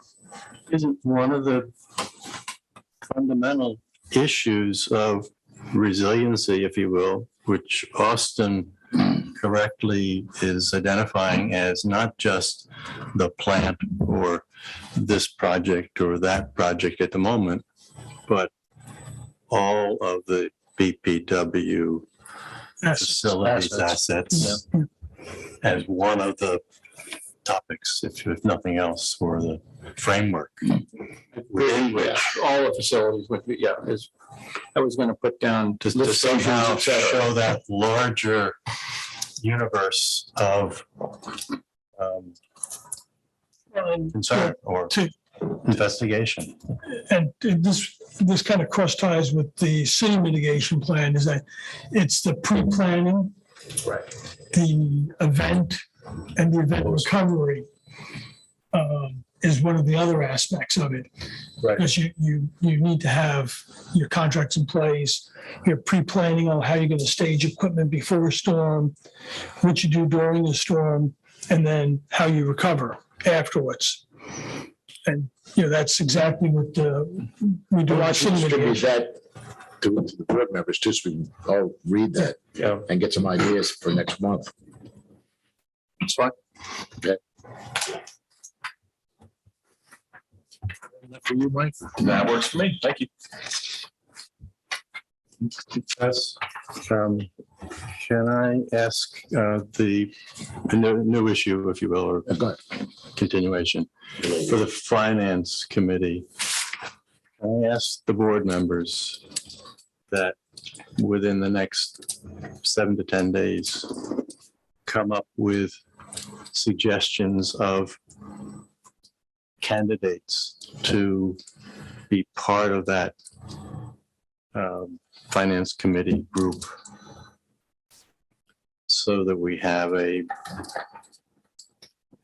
a collection of choices of possibilities to put that committee together.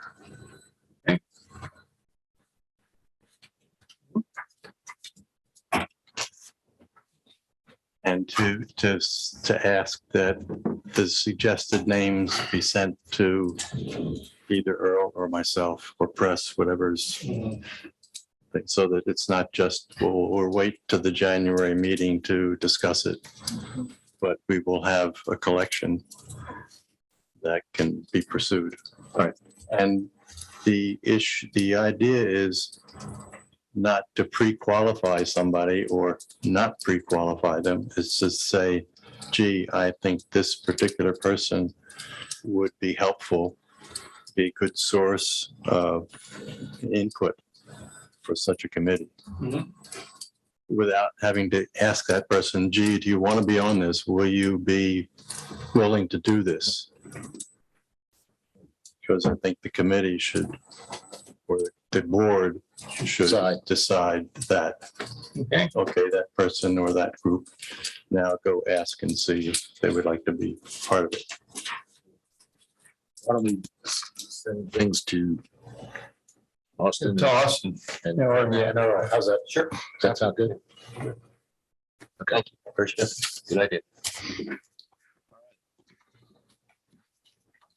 Item 15, open forum general discussion on a policy for the Lewes BPW staff to not accept payments over the phone. Josh, you went over this in detail at the last meeting. We understand why. So do you have anything to add to that, or were you good with what you said last time? Just a little clarification. It's not that we don't accept payments over the phone. It's just we have proper methods, which is an automated system. Which is an automated system and which is PCI compliant. Not so. I guess what I'm really trying to say is, according to this particular line item, it would say live representative. Just a clarification on that. Can we clarify that? Should. It really should, because we are accepting payments over the phone. Yeah. It's through an automated system through our vendor, which is PCI compliant. Yeah, so what the way that this has been structured, so I think the resolution is, I think that's a good clarification for the record and the public record. The way the resolution is structured is still consistent with that, because what it says in the title block, right, that prohibits staff from accepting payment by certain telecommunications technology. And then in the actual body, it says staff prohibits all employees from accepting credit card and bank account information by telephone, email, voicemail, or any other telecommunications technology not expressly authorized as secure. So if it is authorized as secure expressly, then they can do it. Mm-hmm. So the policy as written is fine for the sake of resolution. It was just on the agenda. It was worded a little coarse. Sure. Yep. And I was going to say, one of the questions that was asked at the last board meeting was, how often does this happen? Josh, that report that was run was 73, I believe, correct? That's correct. We accept 73 payments over the phone. One billing cycle? In 1 month, correct, yes.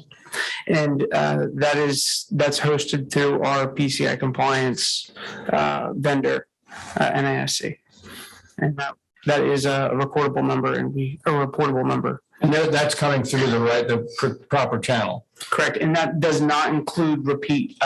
So if, Preston, you have 3 properties, we are counting you as one in that. So those are 73 unique individuals that are making payments, not the number of properties. So there's actually, that number is actually higher when you want to look at it per property. Just a quick question. If someone is speaking with a live operator or a live rep, do they have the ability to transfer them to that secure?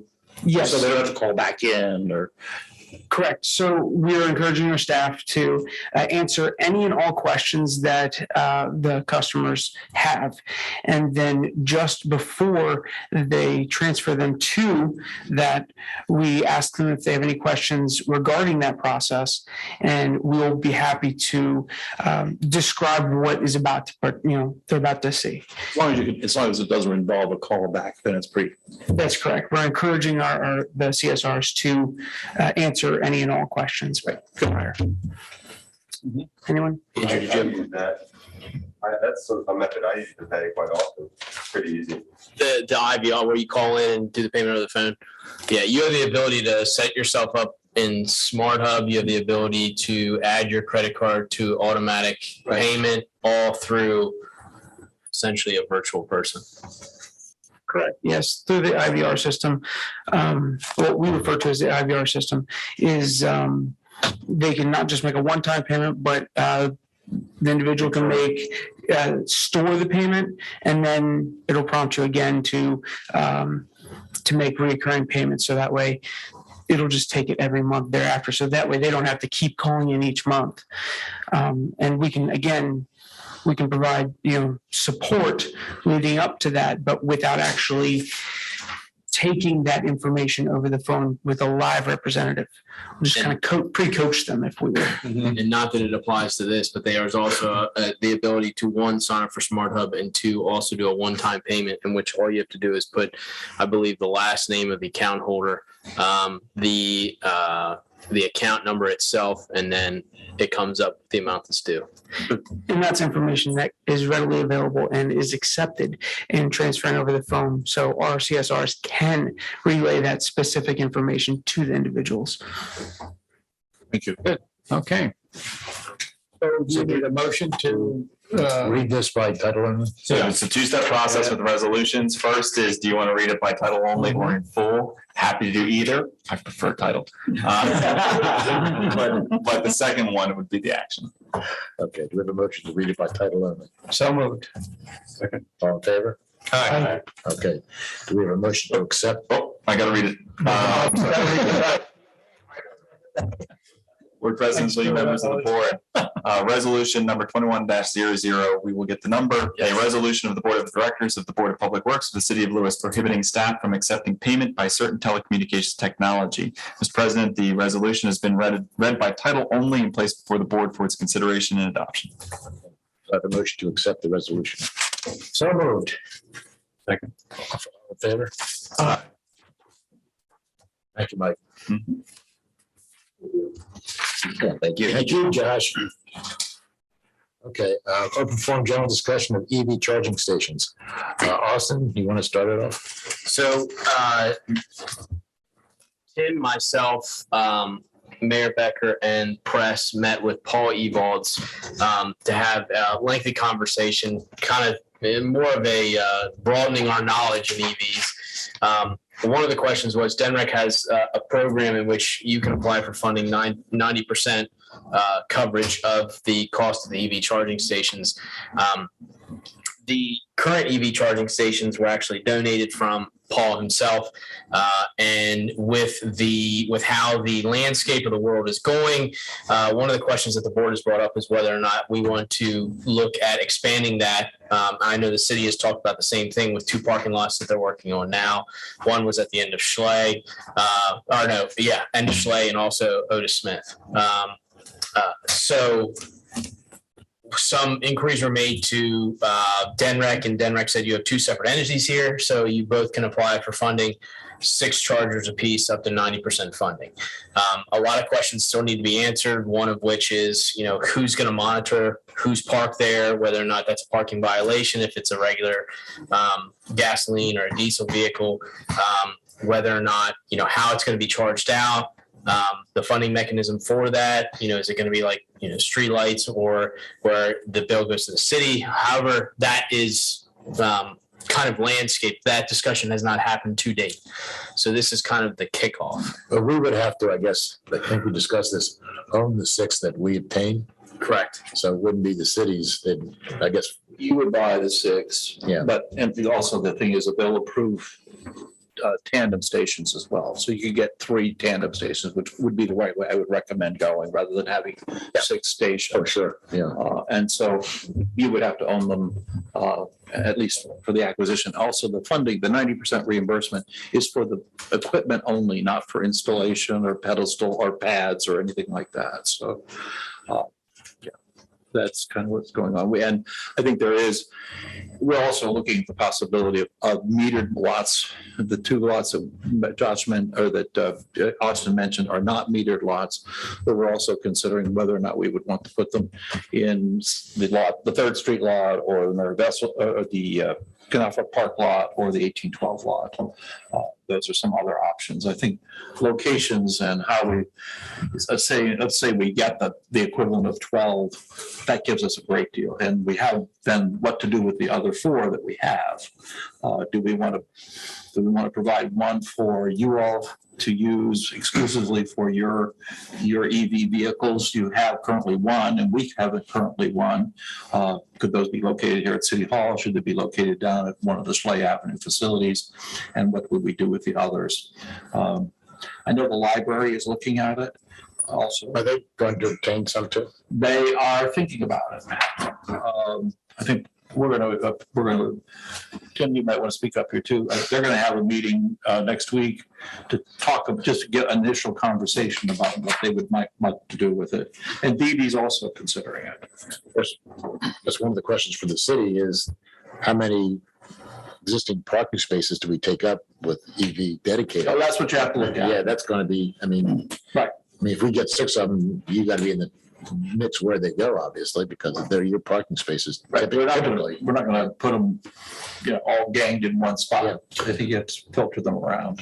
The other thing is, as we had our conversation collectively as a group about, I would say, 2 or 3 days later, there was a press release about the 3-phase fast chargers or superchargers. Currently, I believe the closest one's Georgetown or up in Milford.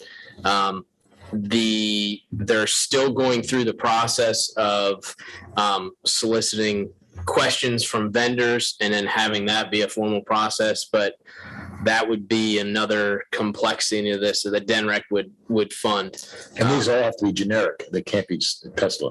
Correct. Yeah, right. But Tesla could use them, obviously. Much larger demand because you'd run in 3-phase. Can Tesla use them now? Yeah, there's an adapter. An adapter. They have it. Okay.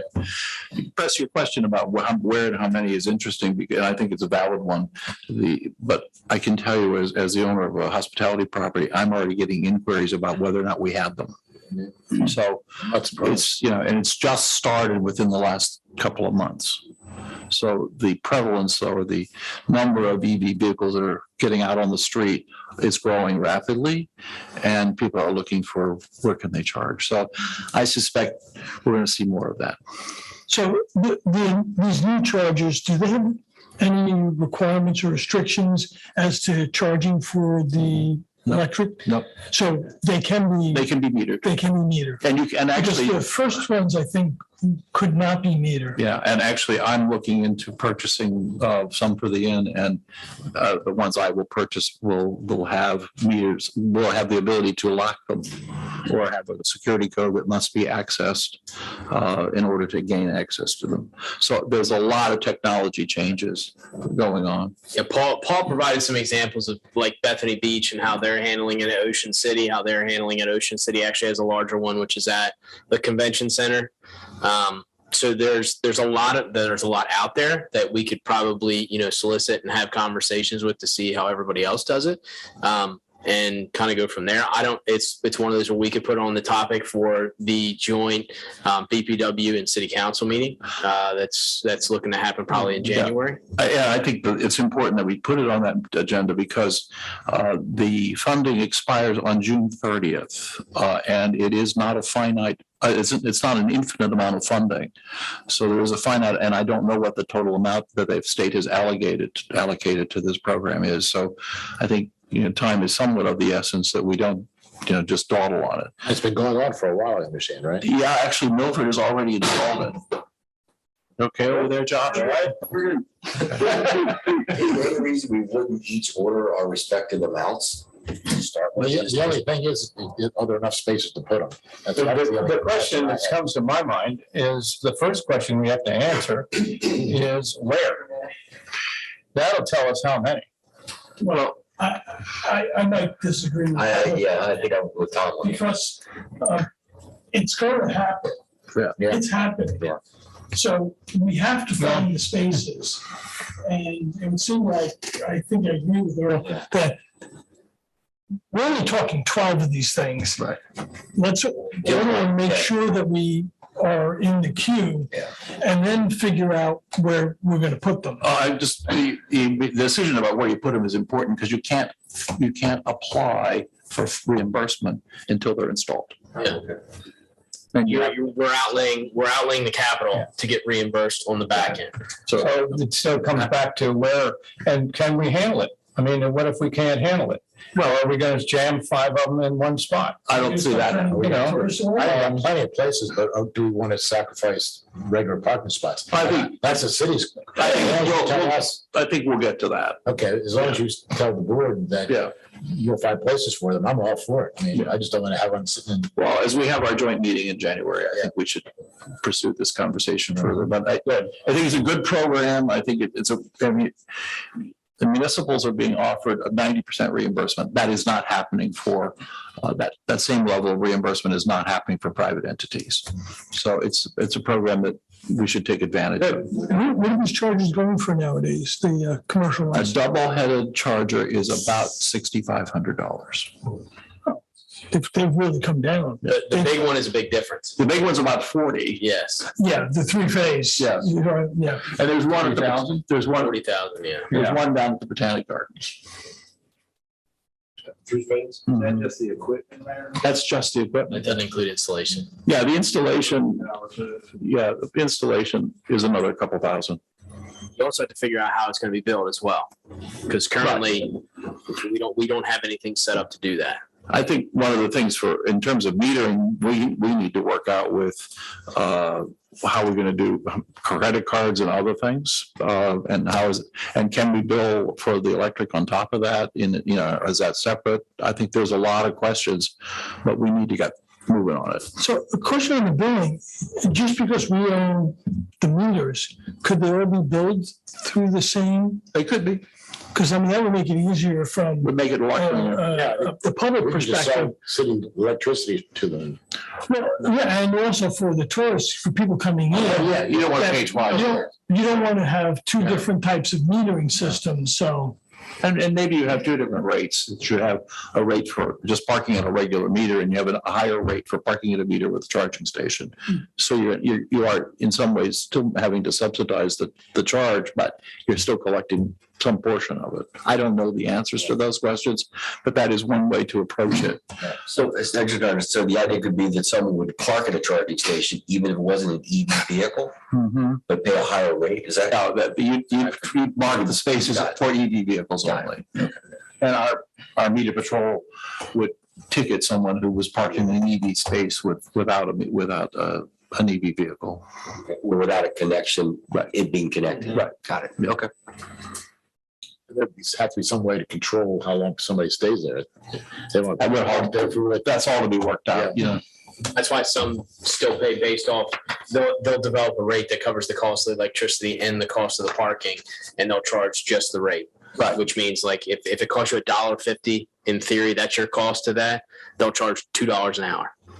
And that's what you'll be charged no matter how long you park there.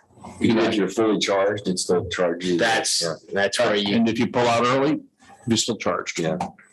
It's just like, Park Mobile. Yeah. All right, sure. Charlie, you have a question?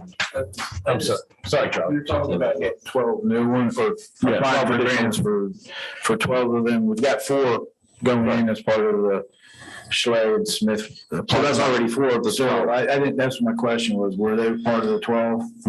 That project's probably going to go out to bid next month and then. So that would include, that would take 4 of them right there. Okay. All right. Okay. Tim, did you want? Yeah, thank you.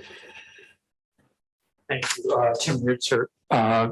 the mayor has asked me to be the liaison or lead this project for the council.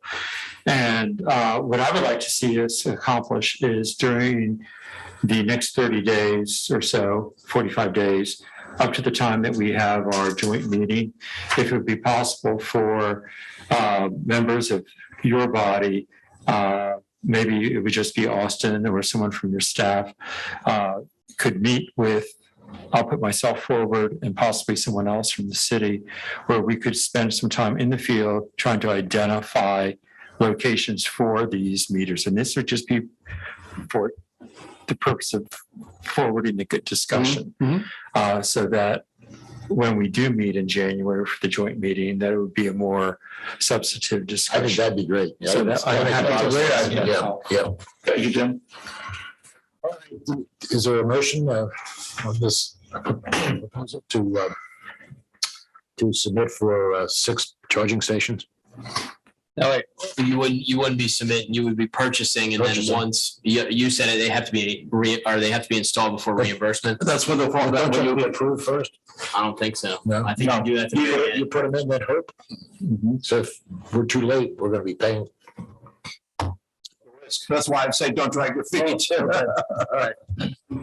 I thought they were pre-approved, then, No, there's no pre-approval. all right. So I make a motion that the BPW purchase 6 EV meters through the state program, and that we work collectively with the city for where to locate them and how to bill for them. I would modify that to say 6, the equivalent of 6. Yeah. So that you would want to purchase really 3 double-headed. Correct. 6 EV charging stations or their equivalent in double head. Thank you. We have a second? Second. All in favor? Aye. Opposed? Okay, thank you very much. All right, call the public. Any public want to talk? Okay, thank you. Well, thank you, everyone. Nothing from Nick? No? That's me. Your name's not Nick. No. I'm just kidding.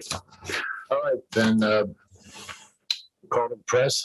Is Nick on it? He's not on there? not even on Oh, He was on, but. or was he good? He was, but he's All right, do I have a motion to go into executive session? So moved. Second? All in favor? Aye. Opposed? Thank you, everyone.